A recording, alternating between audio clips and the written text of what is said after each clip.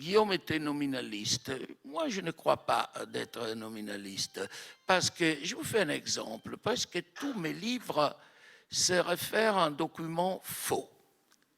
Le dernier, évidemment, c'est l'histoire d'un faussaire. Bodolino, c'est l'histoire d'une série de documents faux.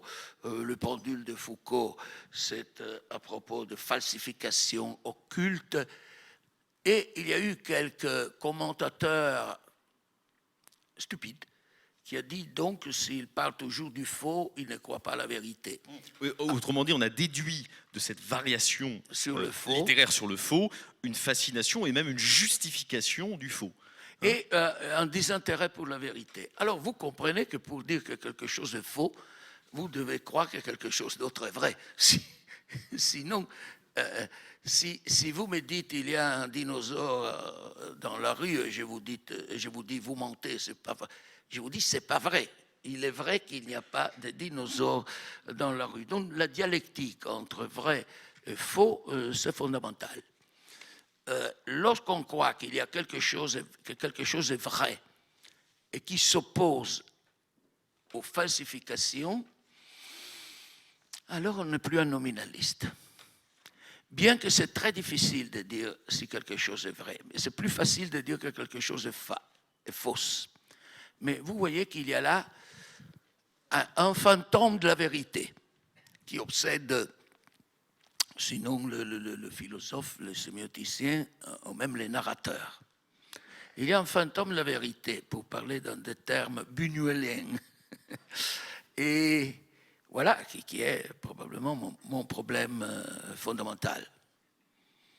Une fois, mon maître, qui bien qu'il avait fait la résistance, tout, il était devenu réactionnaire dans l'âge mûr. Et il m'a dit, tu vois mon vieux, nous naissons toujours avec un seul problème dans la tête. Et pendant toute notre vie, nous ne faisons rien d'autre que revenir à ce problème. Alors j'ai dit, horrible, hein, il n'y a pas une notion de renouvellement, de découverte nouvelle. Oh, il est un fasciste, c'est pour ça. Dès que je suis devenu âgé, j'ai découvert que c'est vrai. On est avec une idée fixe dans la tête et on continue pendant toute sa vie à tourner autour de cette idée. Le seul petit problème que j'ai, peut-être que je suis trop jeune, c'est que je ne sais pas quelle idée est-elle. Mais maintenant que vous m'obligez à mettre mon cœur ou ma tête à nu, disons que probablement le problème est qu'est-ce que c'est que la vérité? Ou est-ce que le monde existe? Oui, il y a une réponse excellente qui est celle de Woody Allen qui dit est-ce qu'il existe quelque chose en dehors de nous? Et si oui, pourquoi ils font tellement de bruit? Mais ça, ce n'est pas une réponse suffisante.